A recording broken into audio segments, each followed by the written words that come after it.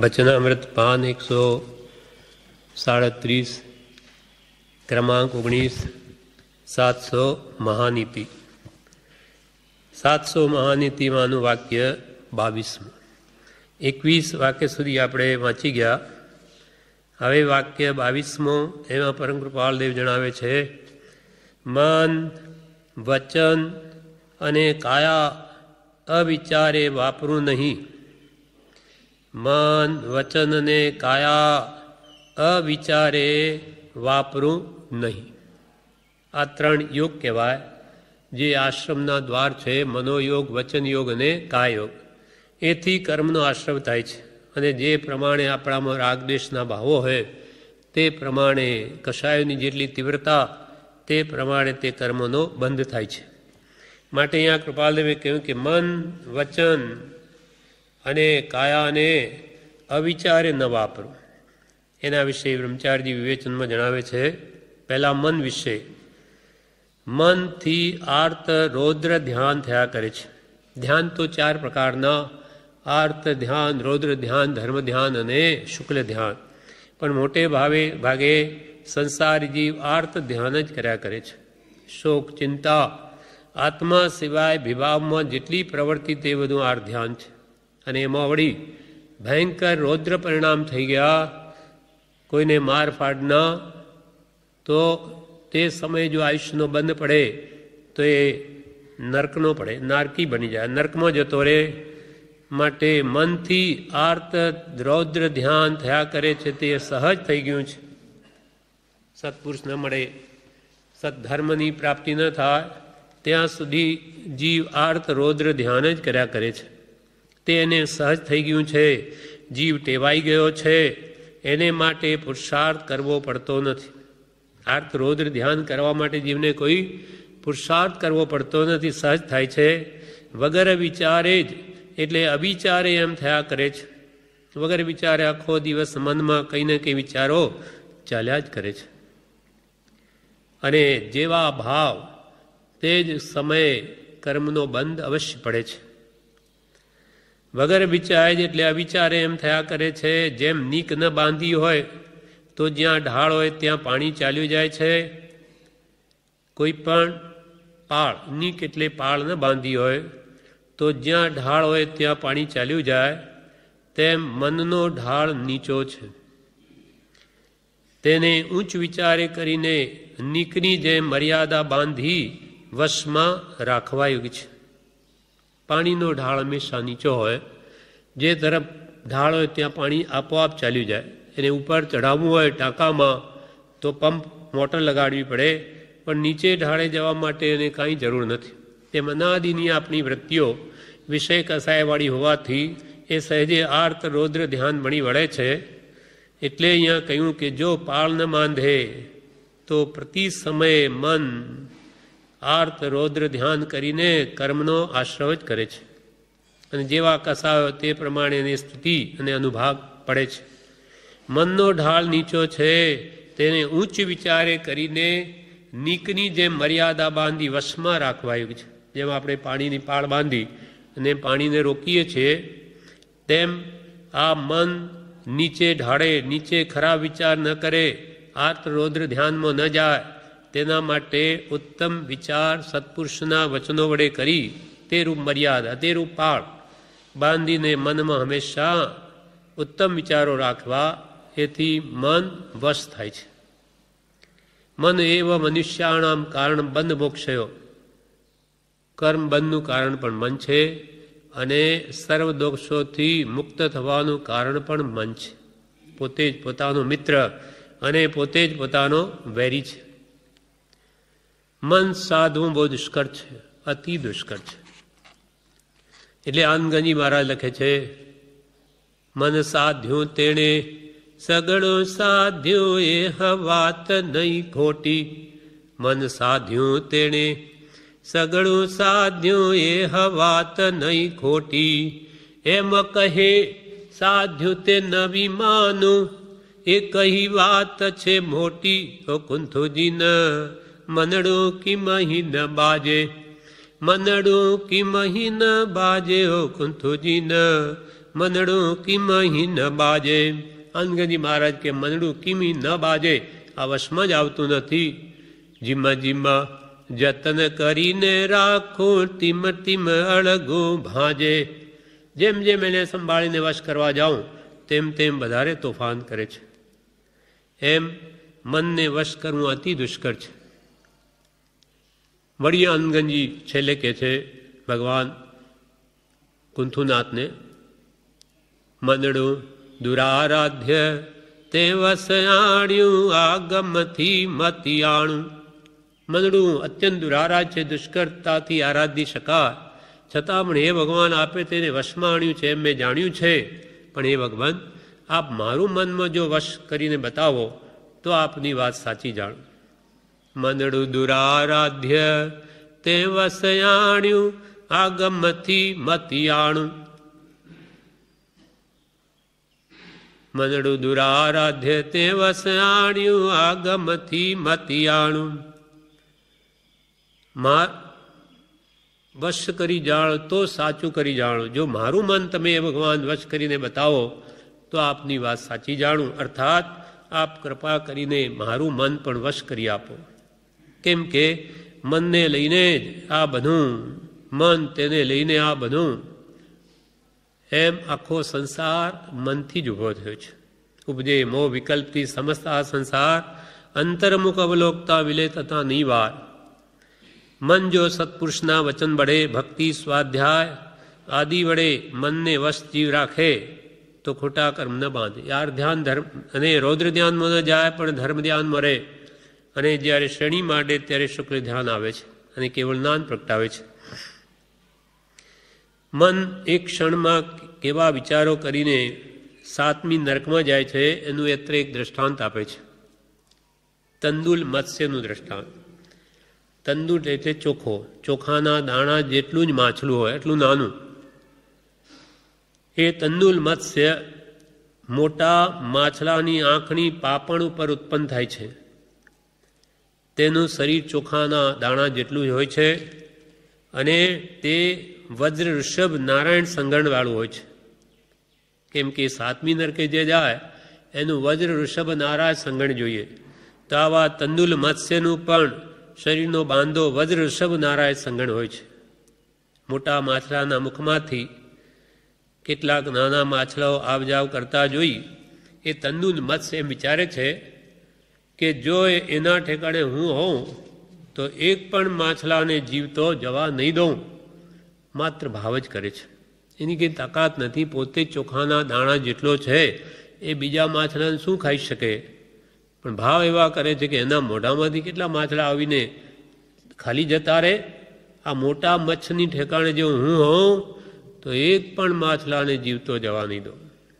માત્ર આવા ભાવ કરી પોતે નાનો હોવાથી ખાઈ શકતો નથી, પણ આવા ભાવથી મરીને એ મોટો મત્સ્ય પણ સાતમી નરકે જાય, અને આ તંદુલ મત્સ્ય પણ આવા ભાવ કરીને મનથી એ પણ સાતમી નરકે જાય। એટલે મન કેવું છે, એક ક્ષણમાં આપણને સાતમી નરકમાં લઈ જાય, અને એ જ મન જીરણ શેઠ જેવાએ ભાવના કરી અને ભગવાન મહાવીર પધારશે, એમને હું પારણું કરાવીશ, એમને સામો લેવા જઈશ, પછી એમને વળાવવા જઈશ, પછી એમની પાસે વ્રત લઈશ, પછી જે વધશે તે જ ખાઈશ, એવી ઉત્તમ ભાવનાથી એટલી ચડ્યા ઊંચે ભાવમાં કે 12મા દેવલોક સુધી પહોંચી ગયા। આ તો પૂર્ણ શેઠને ત્યાં પારણું થઈ ગયું। જીર્ણ શેઠજીએ ખૂબ ભાવના ભાવી દર મહિને ભગવાનને મહાવીરને જઈને કે પ્રભુ મારે ત્યાં પારણું કરજો, તો એ આવે નહીં ભગવાન। ચોમાસું પૂરું થયું એટલે કે હવે તો ભગવાને ચોમાસી તપ કર્યું છે એટલે હવે તો જરૂર પધારશે, એ ભાવના કરીને આવી। હારે ઉભી શેરીએ જળ છંટકાવે, હારે તોરણ વીર ચાવે રે, મહાવીર પ્રભુ ઘર આવે, હરે જીરણ શેઠજી ભાવ ન ભાવે, હરે મહાવીર પ્રભુ ઘર આવે, હરે જીરણ શેઠજી ભાવના ભાવે રે, મહાવીર પ્રભુ ઘર આવે। આવી ભાવના ભાવ કરવાથી જ 12મા દેવલક સુધીનો ભાવ પહોંચી ગયા. એટલામાં દુંદભી વાગી, ભગવાનનું પારણું ફૂલ સેટને ત્યાં થઈ ગયું. એટલે એમને કે અરે ભગવાનનું તો પારણું થઈ ગયું. એટલે એમના ભાવ અટકી ગયા. નહીં તો આવા ઉત્કૃષ્ટ ભાવોમાં કેવળ જ્ઞાન થઈ જાય. એટલે ભાવ બળો સંસાર મેં, ભાવે જનવર પૂજીએ, ભાવે દીજે દાન, ભાવે ભાવના ભાવીએ, ભાવે કેવળ જ્ઞાન. જેવા ભાવ તેવા પ્રભુ ફળે. એટલે આખા જૈન ધર્મનો આધાર ભાવ ઉપર છે. એટલે આ મન વાક્ય શું છે? મન, વચન અને કાયા અવિચારે વાપરું નહીં, વિચારપૂર્વક એ ત્રણેય યોગનો ઉપયોગ કરું. કેમ કે આશ્રમના દ્વાર એ 3 યોગ જ છે.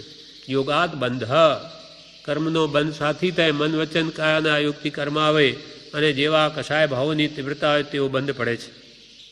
માટે કે મન સાચવો. મન ક્યાં જાય છે આપણું ત્યાં ચોકી રાખો. ચાહે ભક્તિમાં બેઠા હોય પણ મન બહાર જગતના જ વિચાર કરતું હોય ત્યાં જીવ કર્મ જ બાંધે છે. અને બહાર હોઈએ પણ મન ભગવાનના વચનોમાં હોય તો એ ત્યાંય ભક્તિ જ કરે છે. આપણું મંચ પર ચોકી રાખવી જોઈએ. કેમ કે શુભાશુ પરિણામની ધારા ઉપર બંધ મોક્ષની વ્યવસ્થા છે. શારીરિક ચેષ્ટા પ્રમાણે તે નથી. બંધ મોક્ષની વ્યવસ્થા અંતરંગ ભાવો ઉપર છે. આપણા ભાવો ક્યાં રહે છે? ભાવ શુદ્ધિ હોય તો બધી શુદ્ધિ.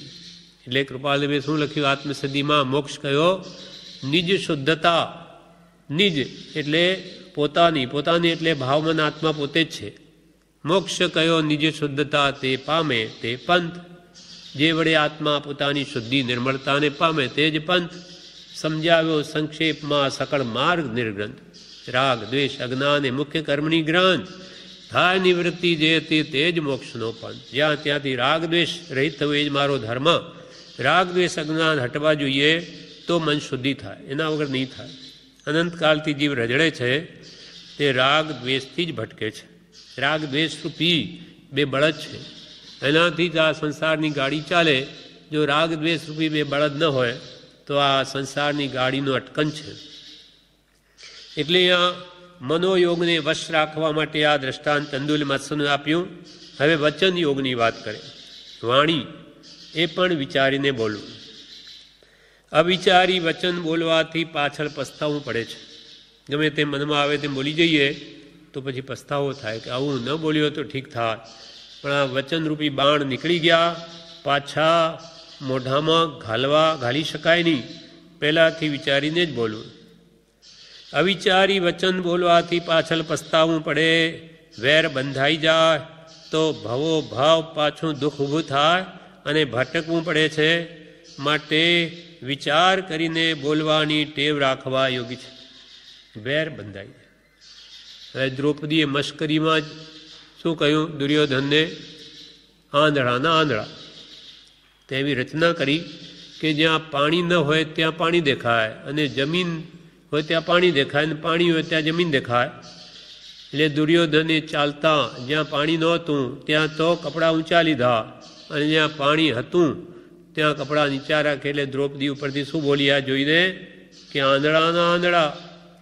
બાપ ધૃતરાષ્ટ્ર આંધળા એટલે કે તું બેટો પુત્ર હોય ને તમે આંધળા, 2 આંધળા. બસ આ 2 અવિચારે વચનથી આખું મહાભારતનું યુદ્ધ રચાયું. આ મને આવું કહી દે, જોઈ લઈશ. અંતે પરિણામ શું આવ્યું? આખું મહાભારતનો હજારો લાખો માણસોના સંહાર થઈ ગયા. એમ અવિચારી વચન બોલવું નહીં. એથી વેર બંધાઈ જાય અને ભવો ભાવ દુઃખ ભોગવવું પડે. માટે વિચાર કરીને બોલવાની ટેવ રાખવા યોગી છે. એના ઉપર એક દ્રષ્ટાંત છે. ચંદ્ર અને તેનો પુત્ર સર્ગનું દ્રષ્ટાંત છે. ચંદ્ર અને તેનો પુત્ર સર્ગ હતો. તે પુત્ર બહારથી ઘેર આવ્યો. ભૂખ બહુ લાગેલી હતી અને મા પણ કામ કરવા બહાર ગયેલી હોવાથી જ્યારે તે પુત્ર ઘેર આવ્યો ત્યારે એને ભૂખ લાગી એટલે ખાવાનું શોધે, પણ કંઈ એને પ્રયત્ન બી નહીં કર્યો કે મા ક્યાં ગઈ, મને બહુ ભૂખ લાગી. અને જ્યારે મા બહારથી ઘેર આવી એટલે પુત્રે ક્રોધમાં આવીને શું કહ્યું કે તને કોઈએ ફાંસીએ ચડાવી હતી? ક્યાં ગઈ હતી? મને બહુ ભૂખ લાગી હતી. આમ ગુસ્સામાં કહી દીધું. ત્યારે મા પણ શું બોલી ગુસ્સામાં? અરે શું તારા હાથ ભાંગી ગયા હતા?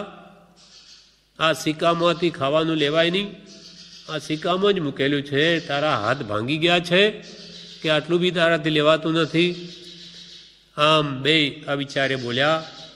આયુષ્ય પૂર્ણ થઈ બંને મૃત્યુ પામ્યા. હવે બીજા ભાવમાં જેણે કહ્યું તારા હાથ ભાંગી ગયા એમ માએ કહેલું તો માના તો બે કાંડા કપાઈ ગયા. આખી કથા લાંબી છે. અને જે પુત્રે કહ્યું કે તને સૂળીએ ચડાવેલી એ પુત્રને બીજા ભાવમાં સૂળીએ ચડવું પડ્યું. આ મહાપુરુષ કે કોઈને તું ગધેડો છે, તું મૂર્ખ છે, આવા અવિચારી શબ્દો વાપરવા નહીં, એ તો આપણને એવા અવતાર લેવા પડે. વચન હિત મિત અને પ્રિય બોલવું, વિચારીને બોલવું. બંનેને અવધિ પછી ભવિષ્યમાં બંનેને અવધિજ્ઞાની ગુરુ મળવાથી એમના પૂર્વભાવ કયો એમનો, તેથી તે જાતિ જ્ઞાન પામ્યા અને પછી અનશન ગ્રહણ કરી દેહ છોડી અને બંને પૂર્વભાવ સ્વર્ગે ગયા. આમ વચન પણ વિચારીને બોલવું, નહીં તો એનું પરિણામ બહુ ખરાબ આવે છે.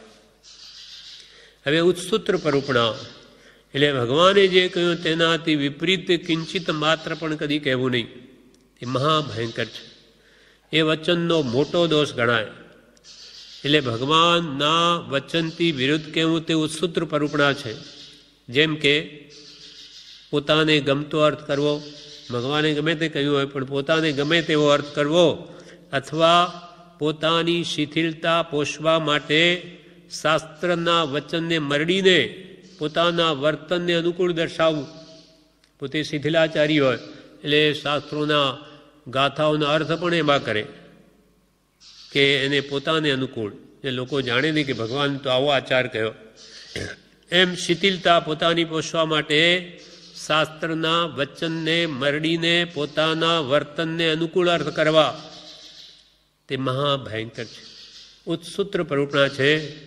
એટલે સ્તવનમાં કહ્યું, પાપ નહીં કોઈ ઉત્સૂત્ર ભાષણ જીસ્યો, ધર્મ નહીં કોઈ જગ સૂત્ર સરીખો.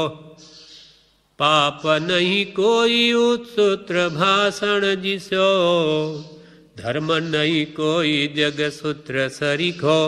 સૂત્રમાં જે ભગવાન મહાવીરે કહ્યું તે પ્રમાણે જ વર્તવું, તેનાથી વિપરીત બોલવું તે ઉત્સૂત્ર પરૂપણા છે. એના જેવું કોઈ મોટું પાપ નથી. પાપ નહીં કોઈ ઉત્સૂત્ર ભાષણ જીસ્યો. માટે અહીંયા કે છે જે ભવભીરું હોય તે તો પોતાની અશક્તિ દર્શાવે કે ભગવાને તો એમ કહ્યું છે પણ મારાથી તે પડતું નથી, મારી અશક્તિ છે. ભગવાને તો એને દોષ જ કહ્યો છે પણ મારી શક્તિ નથી એટલે હું વર્તી નથી શકતો, એમ સ્પષ્ટ કહેવું જોઈએ. એમ પોતાના દોષ કહીને સત્ય વાત કહે. જ્યારે ઉત્સૂત્ર પરૂપણ કરનાર તે ભગવાનના વચનોને પણ ફેરવી નાખે અને કહે કે ભગવાનના વચન કહેલા વચન પ્રમાણે જ અમે વર્તીએ છીએ. અમે જે વર્તીએ છીએ અમે શિથિલાચારી હોય પણ એ તો ભગવાને એમ જ કહ્યું છે એટલે એમ વર્તીએ છીએ. એવી રીતે પોતાના શિથિલાચાર પોષવા માટે ભગવાનની વાણીને પણ મરડી નાખે તે જેટલું મોટું કોઈ બીજું પાપ નથી. પાપ નહીં કોઈ ઉત્સૂત્ર ભાષણ જીસ,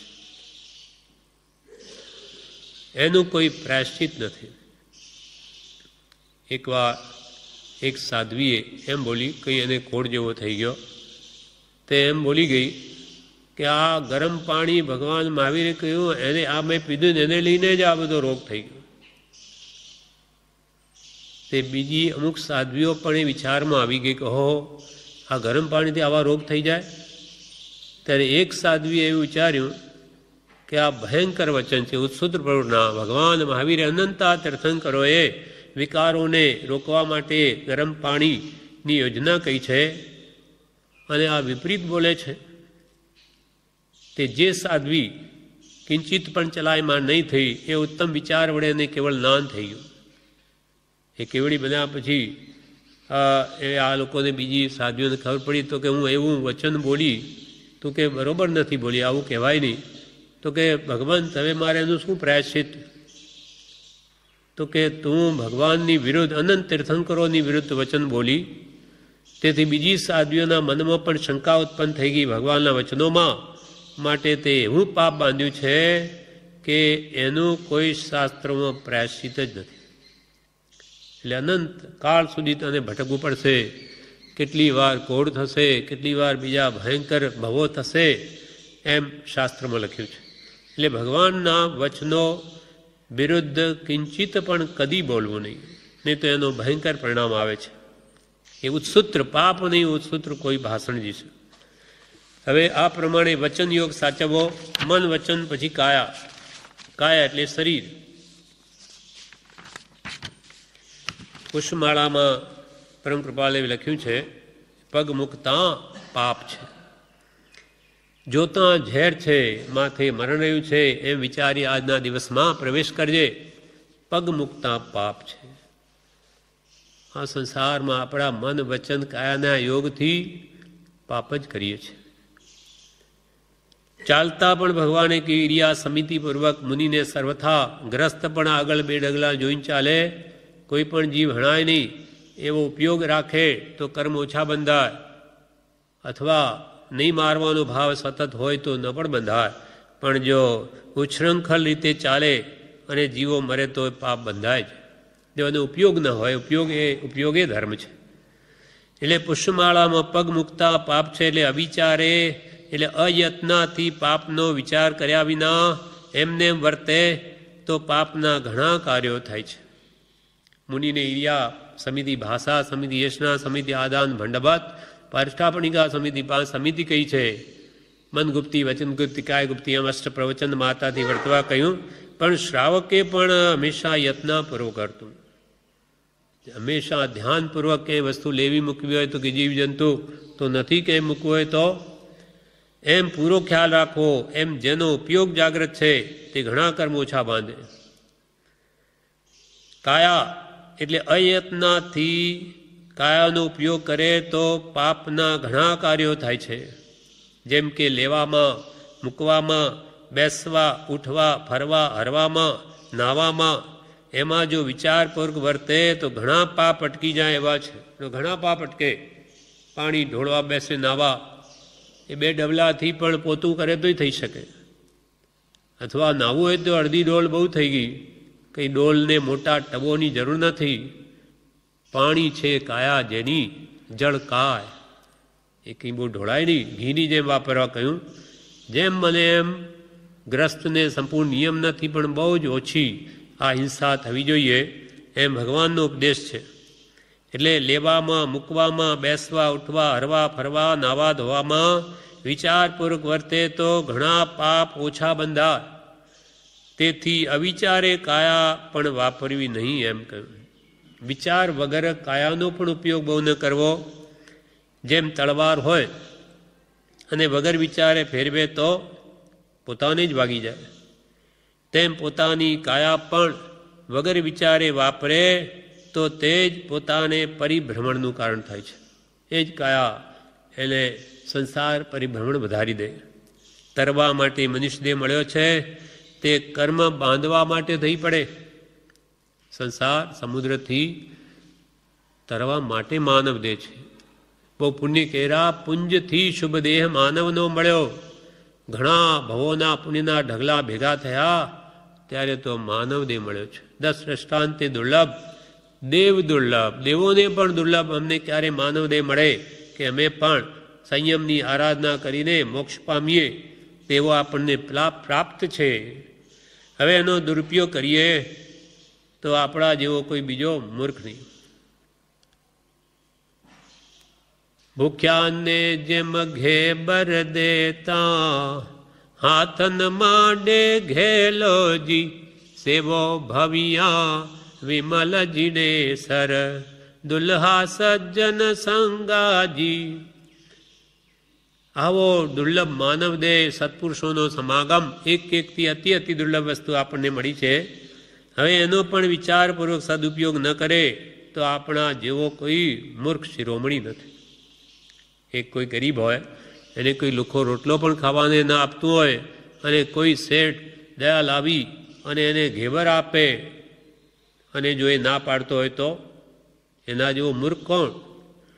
તને લોકો રૂખો રોટલો પણ નથી આપતા, તો આ શેઠાણી તો તને ઘેવર આપે તોય ના પાડે. તેમ એવો અવલી માનવદેહ મળ્યો, બધી સગવડ મળી, હવે મોક્ષ માટે સાધન કરવું જોઈએ, એના માટે સંસાર વધારે. આવા સમયમાં તો એના જેવો મૂર્ખ શિરોમણી બીજો નથી. એમ કે છે કાયાનો પણ દુરુપયોગ ન થવો જોઈએ. આ દેહ મળ્યો છે તે હવે મોક્ષ માટે મળ્યો છે. એટલે કૃપાલદેવ લખ્યું છે, નથી ધર્યો દેહ વિષય વધારવા, નથી ધર્યો દેહ પરિગ્રહ ધારવા. આ શરીર હવે 5 વિષયો ભોગવા માટે નથી. એ તો દેવલોકમાં અનંતવાર ભોગવ્યું છતાં તૃપ્તિ થઈ નથી. અને આ પરિગ્રહ એકઠો કરવા માટે માનવદેહ નથી. પરિગ્રહ પ્રત્યેની મૂર્છા પરિગ્રહ. ઉમાસ્વાતી ભગવંતે મોક્ષશાસ્ત્રમાં પરિગ્રહની વ્યાખ્યા શું કરી? મૂર્છા, મમતા, એ જ પરિગ્રહ છે. ચક્રવર્તી ભરત ચક્રવર્તીને 6 ખંડનું રાજ્ય પણ મૂર્છા નહોતી. ભગવાન ઋષભદેવના પુત્ર કે જેને સમ્યક દર્શન છે, ઘરમાં જેને કેવળ જ્ઞાન પ્રગટ કર્યું, મૂર્છા ભાવ નહીં હોવાથી 6 ખંડનું રાજ્ય પણ જેને પરિગ્રહ નથી. અને એક ભિખારી જેની પાસે કંઈ નથી પણ મૂર્છા એટલી બધી છે કે મને આ બધું ક્યારે મળશે, તો એ મહાપરિગ્રહ છે. એટલે આપણને જે કંઈ પણ પુણ્યાધીન મળ્યું છે એમાં મમતા, મૂર્છા ભાવ, મારાપણું ન કરવું અને નાતા દ્રષ્ટા રહી અને આસક્તિ વગર જલ કમરબદ્ધ રહીને પોતાનું આત્માનું કલ્યાણ કરી લેવું. નહીં તો એ બધા સાધનો એને પરમ બંધકરૂપ થશે, પરમ કર્મ બંધાવનાર થશે. તરવા માટે મનુષ્ય દેહ મળ્યો છે તે કર્મ બાંધવા માટે થઈ પડશે. એના પર કાયા ઉપર કાયાનો દુરુપયોગ કર્યો, એના ઉપર મહેશ્વરનું દ્રષ્ટાંત આપે છે.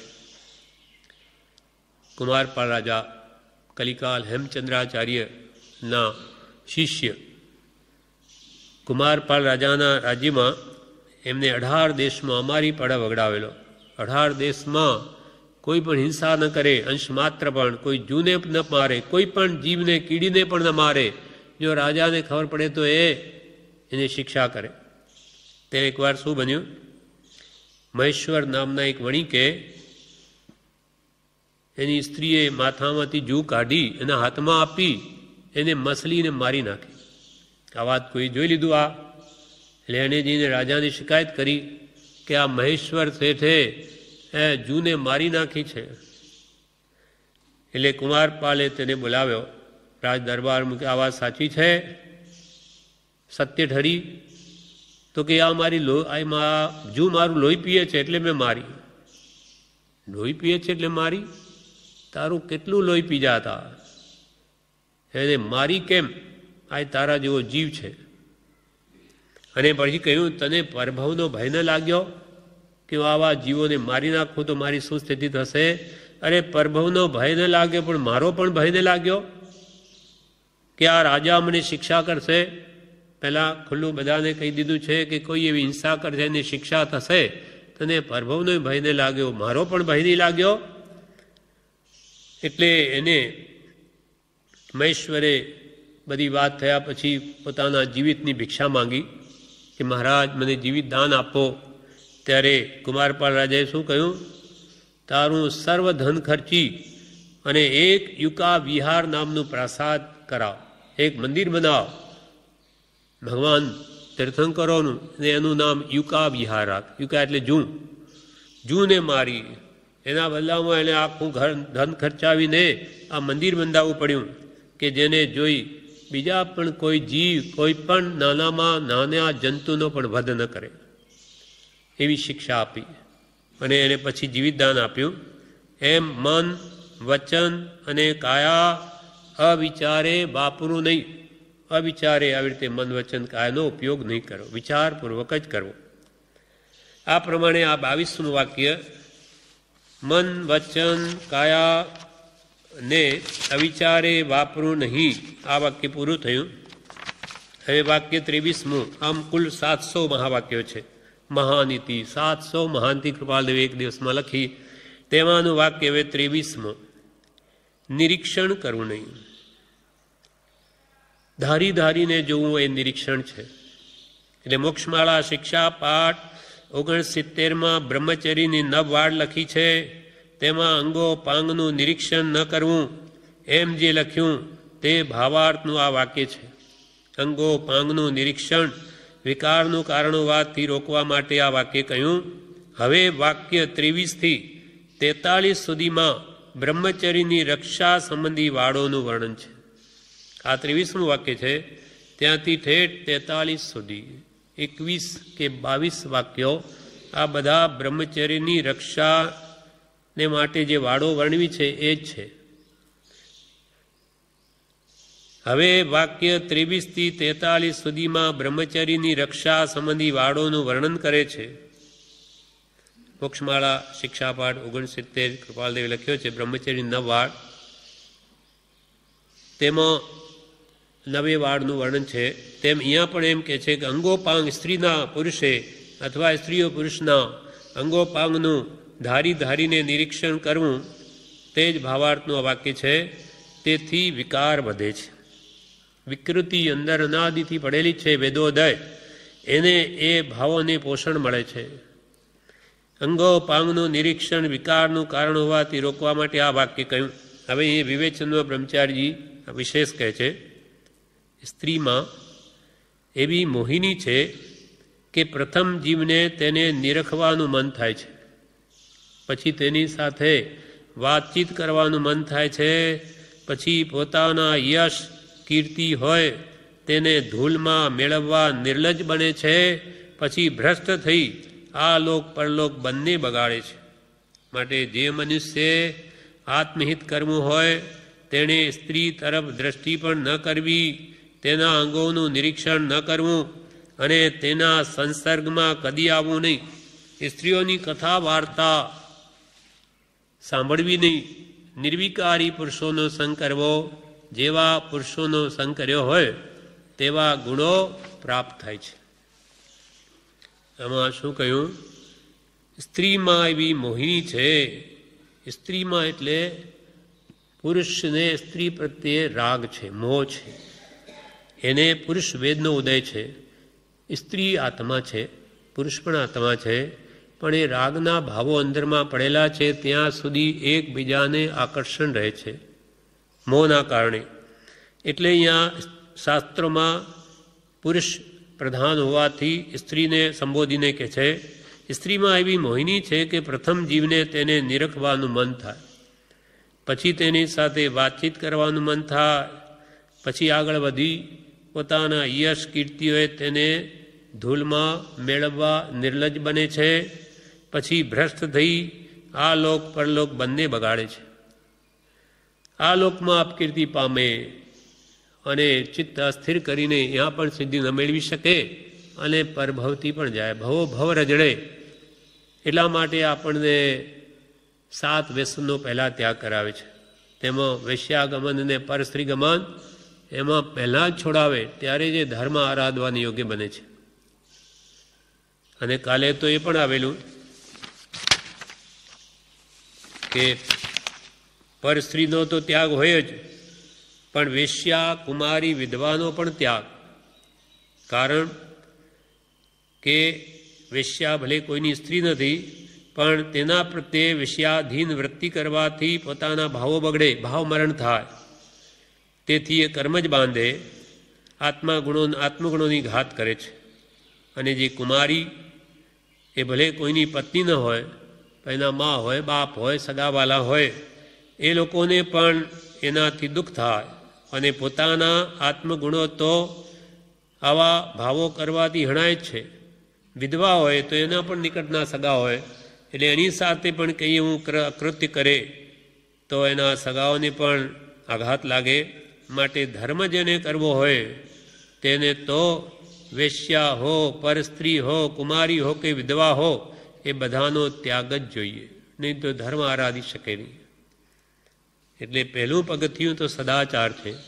આચાર પ્રથમો ધર્મ. આચાર સદ આચાર જ નથી એ ધર્મ શું કરી શકે?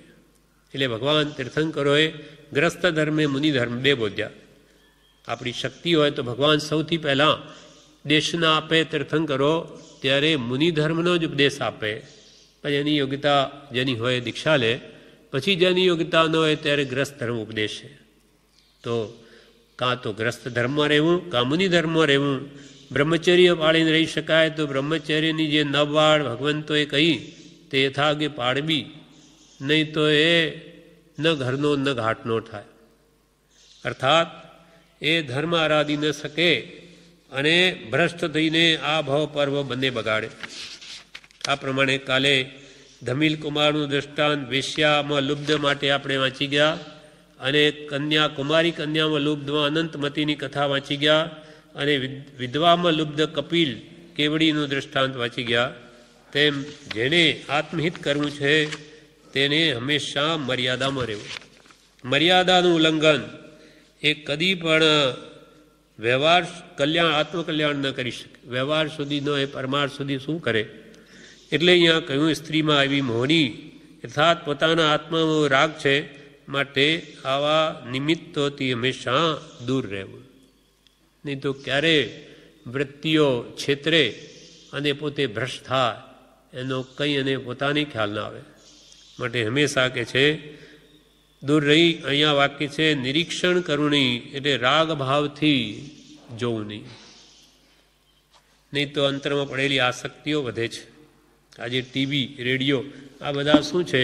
માત્ર મોહ જ વધારે. અંદરમાં પડેલી જે ઈચ્છાઓ એને માત્ર વિશેષ પોષણ આપે છે, અને જીવ રાગી દ્વેષી બની કર્મ બાંધી અને સંસારમાં જ ભટક્યા કરે છે. જે આત્માર્થી હોય, જેને ભાવ શુદ્ધિ રાખવી હોય, તેને આવા દ્રશ્યો જોવા ન જોઈએ. એના બદલે મહાપુરુષોના વચનો વાંચવામાં વૃત્તિ રોકવી જોઈએ, કે જેથી આપણને સારા ભાવો આવે અને અંદરનો મોહ દબાય. આશ્રમમાં સત્સંગમાં સત્સંગ છે તે કામ વાળવાનો બળવાન ઉપાય છે. કેમ કે અહીંયા વિષય કશાયને પોષણ મળે એવી કોઈ વાત જ ન હોય.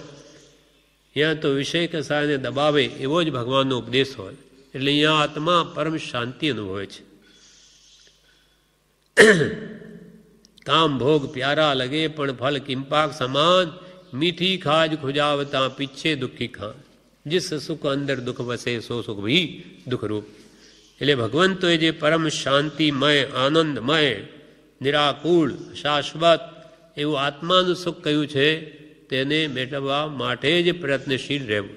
આ પ્રમાણે જે 23 થી 43 સુધી વાક્યો આવશે તે આપણે હવે આગળનું આવતીકાલે લઈશું.